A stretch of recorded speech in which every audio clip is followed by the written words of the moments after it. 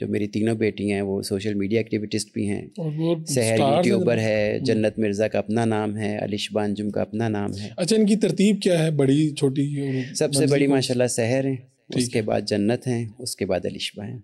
ठीक है, जन्नत होगी मिडल वाली। जन्नत मिडल में। ठीक है, तो ये बताएं कि इन्होंने ये, मैं तो अब देखा ना, मैं चाहता हूँ कि लोगों तक भी बात पहुँचे कि आप उनसे कितना प्यार करते हैं, और जिस तरह आपकी हमारी जो भाभी हैं, आपकी मिसेस भी, वो भी किस तरह से उनको करती हैं, हर जगह जहाँ जाना हो साथ वो जाना साथ होती है। और वो करना। सबसे पहले इनमें से कौन आया सोशल मीडिया की तरफ, और आपका क्या था रिस्पॉन्स उस वक्त, क्या सबसे वाक़या पहले हुआ? तो सब अलिशबा थी, वो उसका कोई एक और ऐप थी, मुझे उसका नाम याद नहीं आ रहा, टिकटॉक से पहले वो उसको बनाती रहती खुद ही बनू के वो, तो हमें नहीं समझ आता, हमें लगी रहती है, छोटी थी उसका काफ़ी वो। तो उसी ऐप पे कहीं जन्नत ने भी बनाया कुछ कंटेंट बना के उन्हें छोड़ दिया, कोई साल 6 में चेक किया तो उसके तो फॉलोअर्स भी बहुत ज़्यादा थे, क्लिक हो गई शायद उसकी वीडियो। देन दे स्टार्टेड, तो मैंने उनसे कहा था, मैंने कहा बेटा बस लिमिट्स में रहना, कि कोई ये ना कहे कि अंजुम की बेटी ने ये किया है, बाकी अगर आप में टैलेंट है मेरी तरफ से कोई आपको रिस्ट्रिक्शन नहीं है। और ये कब की बात होगी, यानी क्या पढ़ी होंगी? मेरा ख्याल है 3-4 साल पहले की बात है। अच्छा, तो ये इसका मतलब है ये जो फेम है ये सारा 3-4 साल में माशाल्लाह? मेरा ख्याल है कि इसी उसमें आया सारा, उसे मल्टीप्लाई होती गई, जन्नत के फॉलोअर्स 2 करोड़ 34 लाख पे पहुंच गए, अलिशबा के भी 2.25 करोड़, सहर यूट्यूबर बन गई, उसके भी चैनल काफ़ी चल पड़ा। इस वक्त तो मेरे ख्याल जन्नत जो है वो पाकिस्तान की नंबर 1 है, टॉप रेटेड है, सबसे ज़्यादा फॉलोअर्स उनके हैं जी, उसी के। कितने बताए आपने? 2 करोड़ 34 लाख या 40 लाख ऐसे कुछ है। तो अच्छा, तो अब फिर जब ये सारे टाइम गुजरा और आपको पता चला कि यार आपके बच्चे तो माशाल्लाह बहुत आगे हो गए, फिर आपको इधर उधर से भी तो आ जाती है ना, सारा फीडबैक आता है, तो अच्छा, फिर जब इन बच्चों पे तनकीद होती है तो मैं वो चाहूँगा कि एक बाप का, आप एक बतौर बाप क्या रोल होता है? बतौर बाप मुझे सम टाइम बड़ी, मतलब जाहिर है कि कुछ ये यूनिफॉर्म ऐसी थी कि लोग मुंह पर नहीं कुछ ऐसी बात करते थे, लेकिन आपको पता है कि हमारी सोसाइटी जैसी, उसमें बड़े डेड कमेंट्स और बड़े अजीब तरह के कमेंट्स आते थे, तो जाहिर है वो हमें फेस करने थे, और मतलब हम जहाँ रहते हैं वो थोड़ा सा भी सोसाइटी उस तरह से नहीं पहुँच सकी, तो मतलब उसमें मुझे बड़ा रेजिस्ट करना पड़ा, लेकिन मेरे लिए सबसे प्रायोरिटी मेरी बेटियों की खुशियाँ थी। आपने कहा कि वो जैसे हाँ खुश बेटा, जैसे आप खुश हो, मुझे दुनिया से कोई नहीं लेना, क्योंकि दुनिया में जब जन्नत ने फिल्म की है ये इसकी सैयद नूर साहब की, सैयद नूर साहब 2 दफ़ा मेरे पास आए, साइमा मैडम भी आई, और यही कि जी आप इजाज़त दें, तो मेरे लिए बड़ा मुश्किल फ़ैसला था इजाज़त देने का, तो मैं बड़ा कन्फ्यूजन का शिकार था, तो जो मेरे एक दोस्त ने कहा कि इतना परेशान क्यों है, अच्छा, फ़ैसला करना मुश्किल हो रहा था कि एसपी की बेटी हो के तो फिल्म करे, तो उसने कहा तू क्यों परेशान है, मैं कह रही है मुझे समझ नहीं आ रहा, बेटी का भी कैरियर है और मैं एक समय, उसने कहा अच्छा ये बता के तुझे बेटी पे कॉन्फिडेंस है, मैं कहा बिल्कुल है।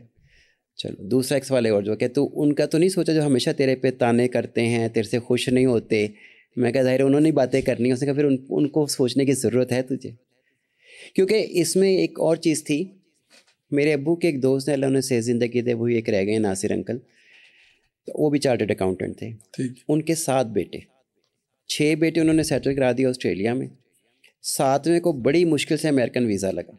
अच्छा, जिसने अमेरिकन वीज़ा लग गया उसने फ़ोन किया कि अब्बू मेरा वीज़ा लग गया, कहा अमेरिका की फ़्लाइट कब है, उसने कहा अब्बू लाहौर के रहने वाले, कि फ़ैसला लाहौर से है कोई 7 दिन बाद और इस्लामाबाद से 3 दिन बाद, उनका तो इस्लामाबाद से करा और निकल, मतलब वो इतना ज़्यादा थे कि नहीं बस ये निकल जल्दी से वो हो जाए, इस मुल्क से चले जाओ, हालांकि हमारा मुल्क बहुत अच्छा है, वक्ती तौर पे कोई ख़राबियाँ हैं ठीक हो जाएंगी।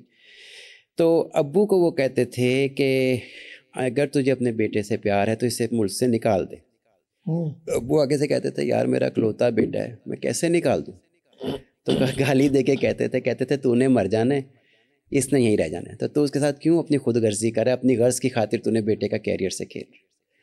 तो जब जन्नत का या बच्चों का डिसीजन आता है तो मुझे एक होता है कि अंजुम तुमने खुद गर्जी नहीं करनी, वही बात आपको ज़हन में आती है कि तुमने खुद गर्जी नहीं करनी कि अपने लिए कि मेरा ये नाम है या मेरा ये शौक़ है या मेरा कुछ है, नहीं, उनकी ज़िंदगी है, उनको अपनी खुशियों से जिएँ, कामयाबियाँ उनके पास आएँ। तो आपके जो होता है ना बंदे के रिलेटिव्स, अच्छा अब रिलेटिव्स तो वैसे ही अच्छे भी होते हैं और खुश भी नहीं होते, ठीक है, और बाज़ दफ़ा ये एक नेचुरल है कि लोग जेलस भी होते हैं, तो ऐसा भी होता है कि कोई रिश्तेदारों की तरफ से कोई रिस्पांस मुंह पे नहीं आया कि इधर उधर से आ गया जनाब? बहुत दफ़ा आया। अच्छा। बहुत दफ़ा है। तो आपकी मिसेस कहाँ पे खड़ी होती हैं यानी इस सारे उसमें फैसले में? वो बिल्कुल अपनी बेटियों के साथ खड़ी है, बल्कि शायद मुझसे ज़्यादा वो प्यार करती है। अच्छा। और वो बस ये कि वो उन्हें तन्हा नहीं वो छोड़ सकती, मतलब कोई बेटी है, वो शादी हो रही है माशाल्लाह बड़ी बेटी की, अल्लाह उसे नेक नसीब करे, तो वो रात को उठ के बैठ जाती है, मैं क्या हुआ, वो शहर चली जाएगी, मैं कहीं इन्होंने तो तीनों ने जाना है शहर का, उन दोनों ने भी जाना है, तो बस ये तो बेटियों का यही है, हम पेरेंट्स तो यही दुआ कर सकते हैं कि सदा खुश रहें ये लोग। अच्छा, इसके नुकसानात क्या हैं? यानी एक आप खुद फोर्स में हैं, अब आप भी पूरे रीजन में लोग आपको जानते हैं, वहाँ पे फैसलाबाद में लोग जानते हैं, और आपके तो घर दूर से लोग कहते होंगे जनाब ये घर है, हम गए हुए हैं, दूर दूर से लोग आ भी जाते होंगे लोग।